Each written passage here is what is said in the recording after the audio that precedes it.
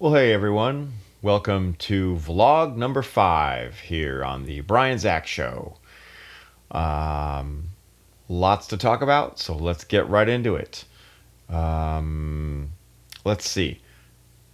I was sort of propositioned by an old acquaintance from high school.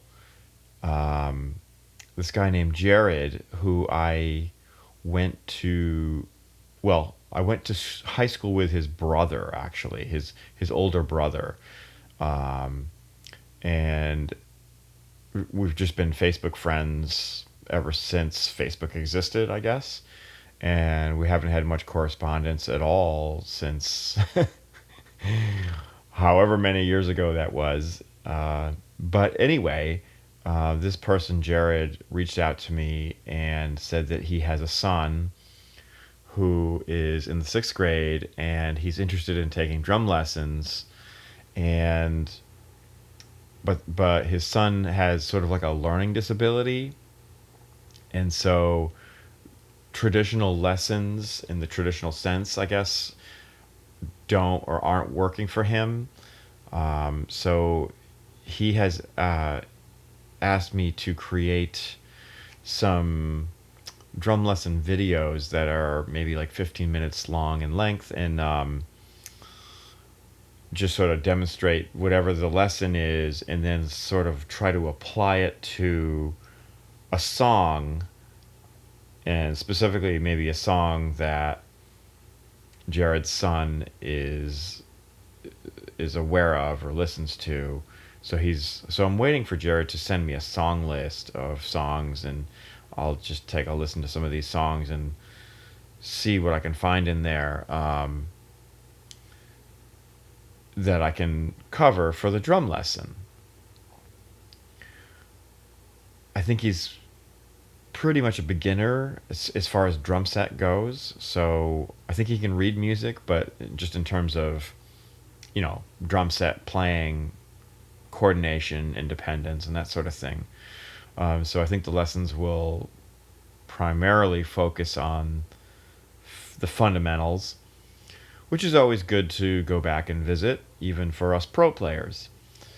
Yeah, so that was kind of an interesting proposition, and I'm looking forward to hearing back from Jared to see how I can help and what kind of lessons that I can come up with to help his son get acquainted with the drum set and just get better at playing. So, yeah, interesting stuff there. Um, on the subject of drum lessons, you can always study with me if you live here in Nashville, or if you're just visiting. Certainly, you can study with me in person. And if you're out of town or you're not visiting Nashville anytime soon, I definitely can do lessons over Zoom, over FaceTime, Skype, any of the online video chat platforms. I also have a Patreon page, patreon.com/Brian Zach.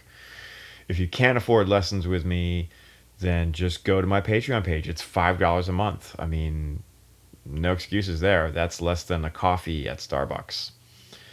And that gets you access to over 100 videos, drum lessons and career advice and so on and so forth. All sorts of topics that I cover. So $5 a month gives you full access to all of that, which is a crazy, crazy bargain. So, yeah. Moving right along.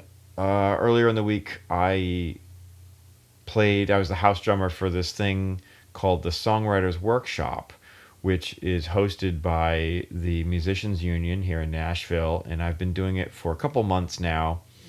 My friend David Abdo, bass player, he runs the workshop, and he's been gracious enough to invite me and to have me to play drums for the workshop, I should say. And so what it is basically, it's open to anyone. You don't have to be in the union. So it's open to anyone who who wants to write a song and bring it in and sort of present it to David, and David will help you come up with a number uh, a number system chart for the musicians. And again, anyone is welcome, and it's not like you have to write a song to go to it. I made it sound like that.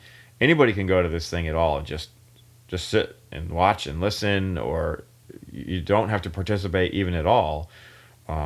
It's encouraged that you do, and if you play an instrument, you bring your instrument and you can play, and um, it's a wonderful thing. And so a number of songwriters will bring songs in, and what we'll do is we'll just play the song down. Typically, there'll be like an acoustic demo of the song, and so we'll listen to that one time, if even that. We'll hear from the songwriter. Maybe the songwriter will tell us what the song is about, what sort of made them write the song, that sort of thing, and then we'll play it. And I think it's a great experience.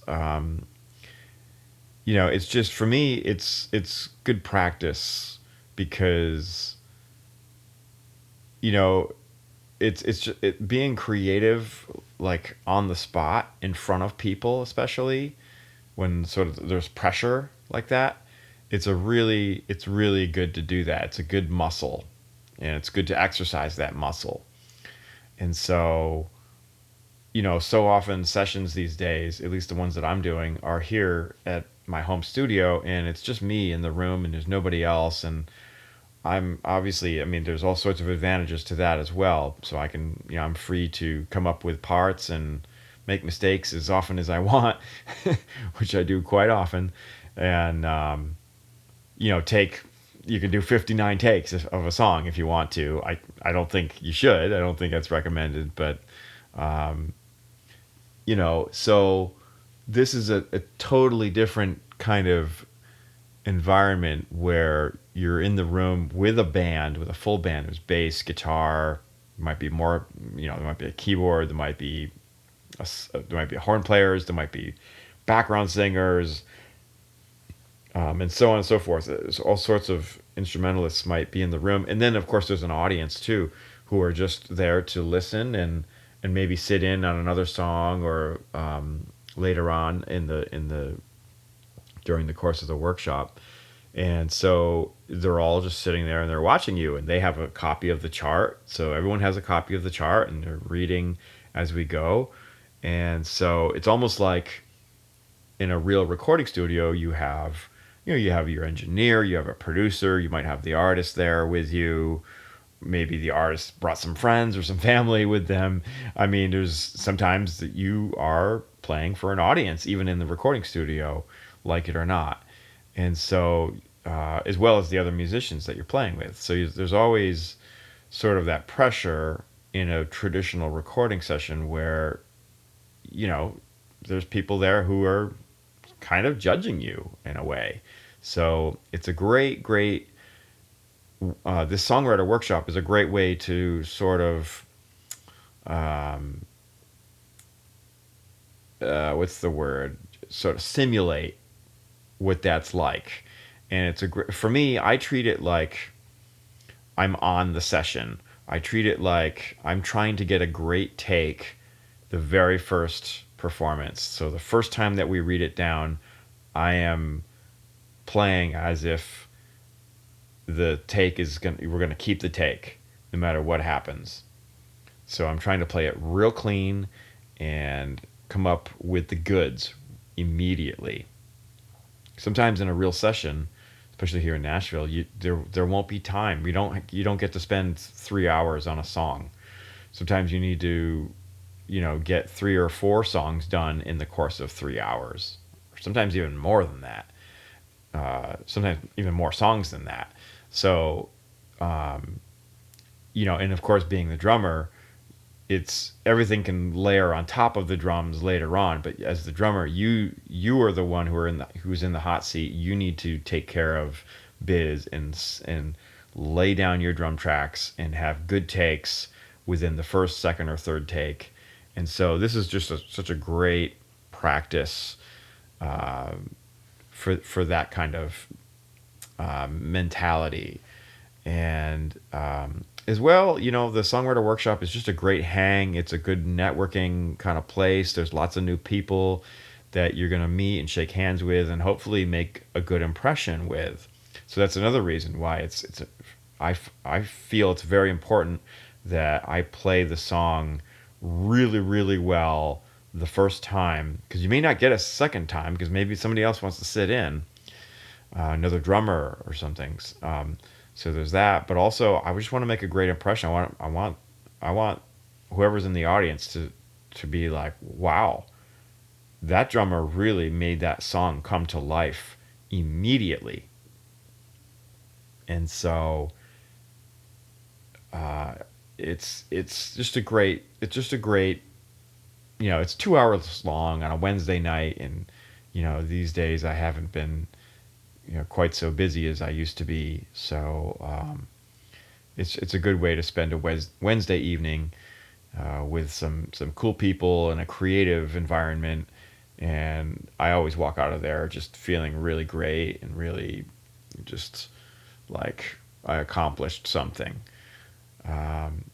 And it's not like I'm making any money on it, and that's not the reason why I'm doing it at all. Again, it's all about just simulating a real session, and playing with players that you don't know or have never played with before. There's certainly an element of that. Typically, before the first take, I might say to the bass player, "Hey, I'm going to lay out for the intro and the first verse, and I'm going to come in on the chorus." It's just so they don't get freaked out when I count off the tune and I don't play anything. So they know and there's just kind of like a way to communicate these ideas. Hey, you might play through it once, and then you're kind of workshopping the song. So you might say, well, what if we put a stop at the on the beat one of the the second verse, and then it'll leave this cool space, and then we go to the chorus after that. So there's, and everyone is sort of chiming in and tossing ideas around, and just, it's a really, really cool environment. So if you're in Nashville, I highly recommend you check out the Songwriters Workshop at the Musicians Union, which is downtown Nashville.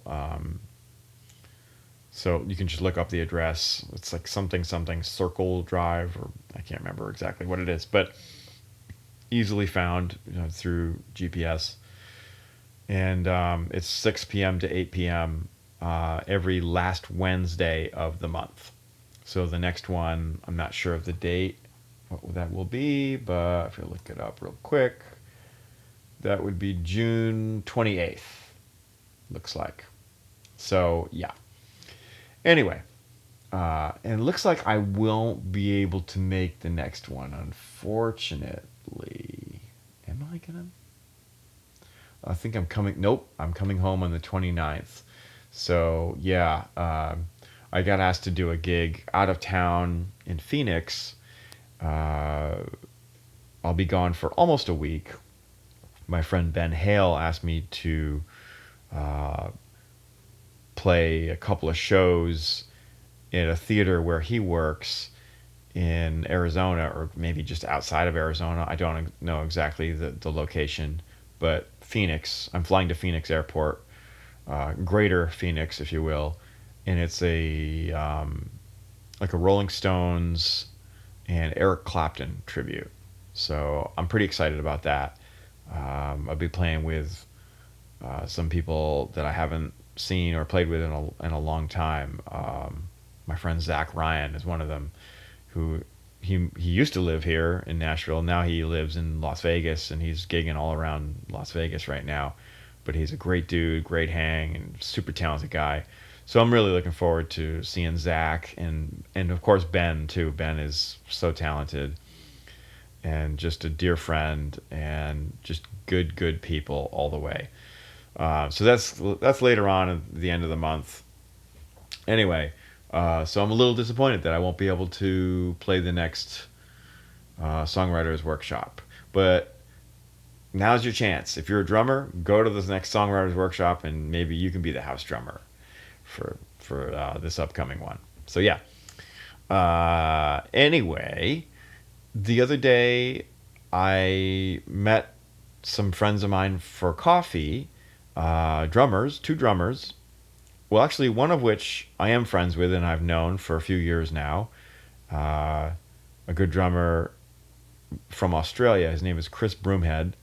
And the other guy is a bit more of a stranger to me. It was my first time meeting him in person, although we've been chatting a bit online back and forth and throwing text messages back and forth. We've been checking each other out, I think, on YouTube quite a bit. And his name is Aaron Apter, and he's fairly new to town. It was a great hang. Aaron could only stay for about an hour, but it was great to meet him and get like his vibe, and he's certainly working his butt off all over town. I mean, he's because he's new to town, and he's got a whole backstory. And you should check out Aaron Apter on YouTube. Check out his YouTube channel. He's got a ton of videos. It seems like he's uploading videos almost daily. It's making me look bad in that regard. But anyway, he brought up an interesting topic that I've been thinking a lot about recently, and that's just, he's saying yes to every gig that comes his way. Kind of almost no matter what it is, if he's available, he'll say yes and he'll play the gig and not worry about like who it's with, where it's at, what time, how much money, the quality of the gig, and I mean, he admits some of these gigs, in his words, he called them dog shit. So excuse my French, but yeah.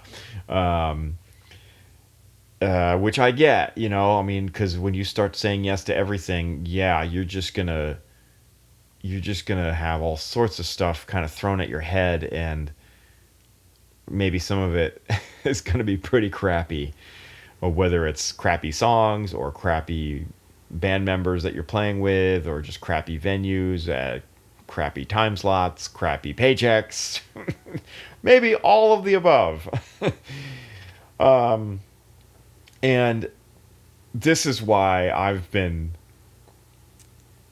kind of why I'm having the year that I'm having, is because I've been saying no to a lot of these gigs. Starting at the beginning of this year, I just kind of made up my mind that, yeah, I don't really want to play in a cover band or in a stinky bar for crappy money and have drunk people yelling at me to play some song that I just played 10 minutes ago, with bad sound on a bad house kit, with and then pay like $25 parking or something. I could write a whole book. I mean, I should say, up until this point in my life, I have pretty much said yes to everything that has come my way, especially when I first moved to a new town. So when I came to Nashville, when I moved to Vegas, and so on and so forth, I was just trying to work and get my name out there, and that's kind of the name of the game, and that's how you make connections, and you create sort of a buzz about yourself, hopefully in a good way, and hope that you start climbing the ladder in terms of like gig quality and better musicians and so on and so forth. So I've been here in Nashville for 7 years, about 7.5 years now. Yeah. Wow. So I'm not like new to town. I'm certainly not. I don't know if I would call myself a Nashvilleian just yet, but I'm not new to town like some of these other cats are. And, I've got a few things on my belt now, having toured with Tracy Lawrence and, the live album that just came out a couple weeks ago. I'm the touring drummer for Mannheim Steamroller and so on. So I'm not going to tell you my bio right now, but, the point is I'm not, 22 years old and green and, haven't been anywhere, haven't done anything, I mean, I've lived in a couple of different cities now, and I've traveled the whole world, multiple times. So my idea of, well, I'm not really at a point where I want to say yes to everything anymore. As well, I'm a little bit older in age, and I have a family, so I'm trying to bridge that and make sure that I divide my time in a way that is respectful to them, because I don't want to miss out on too much with them. And my son is getting older now, and he's very much aware of whether I'm home or not. So that is a thing also, to consider. Now, my whole reason for bringing this up is that, just in meeting and talking with Aaron a bit about this, say yes to everything idea, it's got me thinking. I mean, I'm not playing as many gigs as I would like to right now, and so I'm a little bit bored, honestly, or at least I'm starting to get bored. Like it's been about 6 months since I've been off the road, and it's been good for me in a lot of ways. I've lost 14 pounds just from eating healthier and getting to bed at a decent hour and being able to go to a gym on a regular, consistent basis. Just home cooked meals and that sort of thing has all been really, really good for me. I've been able to practice. I've been able to,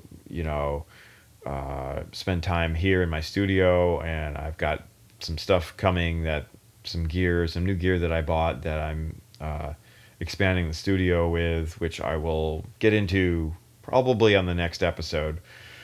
Still waiting for it to arrive from FedEx right now.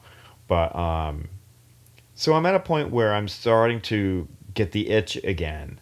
And although I don't want to go back to playing bars and weddings every week, maybe I'm not so opposed to playing those type of gigs, here and there, or whenever I feel like it, once a week, twice a week, whatever it might end up being. I just don't want to get locked into, this crazy hectic schedule of, every week from now until November, I have to play a wedding on every Saturday and drive to Kentucky or wherever, the wedding might be. I'd rather keep a more flexible schedule for more creative type work that comes my way, whether that's working with the Nashville Symphony, which I've been able to do, or taking like this theater gig I just described to you in Arizona, working with my Milestones band. I'm trying to up the game on that. I've got a few leads that I'm working on that maybe might take the band out of town for a show. And so definitely looking at the possibilities of that. And of course, the Hot Hands, the fusion trio that I've been working with here, who, by the way, are going to come over tomorrow again for a rehearsal. We had to scratch our first show, which if you saw my last episode, that was kind of a drag because one of the guys got COVID. But so we're dusting ourselves off, picking ourselves back up, and going to start working again and try and book another show. So I'll let you know about that as soon as it happens. But for now, we're still just writing and tweaking and getting arrangements together and just making it a priority. So all of these things are things that I want to be doing and spend time doing. And, if I'm working 6, 7, 8, 9, 10 shows a week, like maybe Aaron is, I probably wouldn't have time for these other things, nor would I have the energy, and especially with the family, and I'm trying to bridge that, and and be um, be a father and dedicate time for that as well. So there's a lot to consider. Um, yeah. It was, I should say, it was great to hang with Chris Broomhead too. I mean, geez, we were there for like 4 hours, I think, just hanging out, and we bought each other's coffees and just talked. I mean, just kind of geeked out about snare drums and recording ourselves. And in the end, we were ranting and raving about politics, and like in a good way. Like we see eye to eye on our politics, and we were just kind of complaining about Nashville drivers, and I mean, because Chris is from Australia, and so he has a very unique perspective on America and Nashville specifically. And so it's interesting to talk to him and get his viewpoints on things. And I mean, I should say a lot of stuff we agree on, or maybe all of the things we talked about, I think we agreed on. So it was a great hang, and I really just it was just felt good, and it just felt healthy. And I certainly hope I think Chris probably felt the same. Um, he kept saying that he had to go, but then he would stay another hour and talk. So we were just talking. It was cool. Yeah. So what else?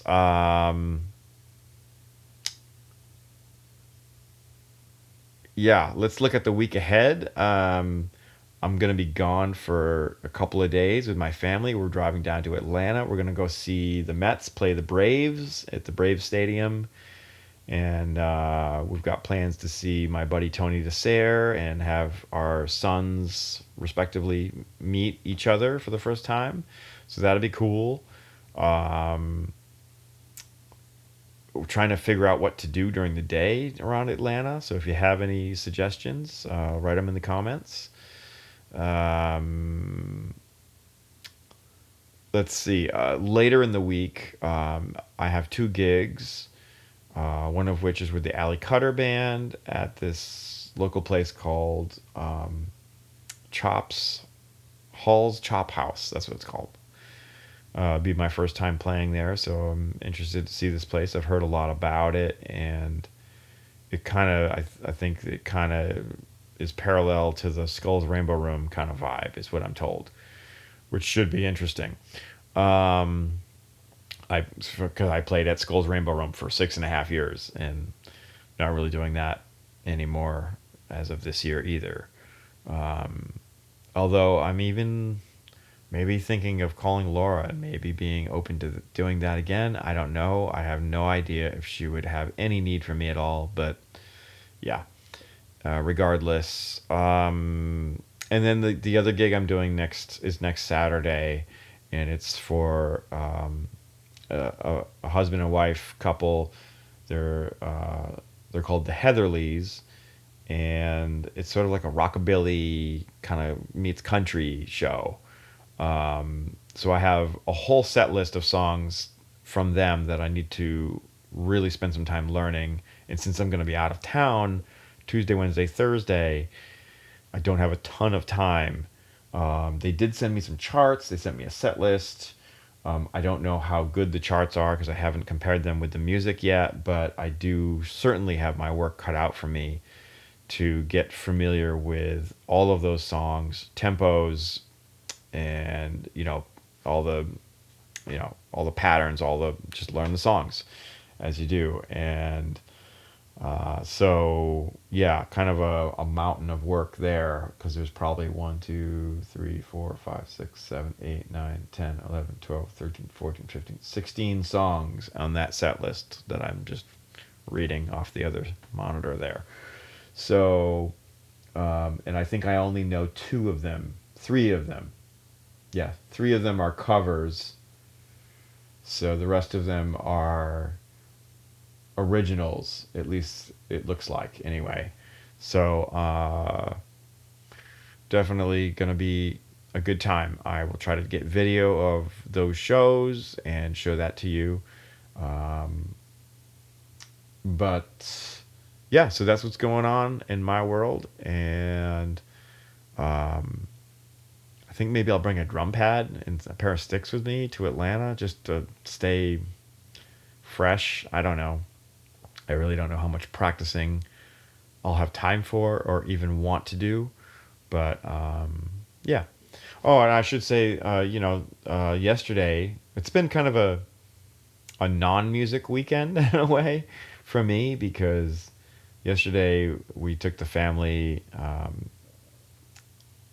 to it's called Sound Waves over at the Opryland Hotel, and it's a big water park.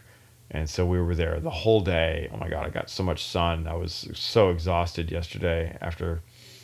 But it was a good time. We went swimming. They've got a wave pool and all these water slides, which I didn't do, by the way, because I'm not like a big like water slide. I don't get on roller coasters and stuff like that. I'm always too worried about injuries and stuff like that to do those types of activities. I'm sure it's a blast.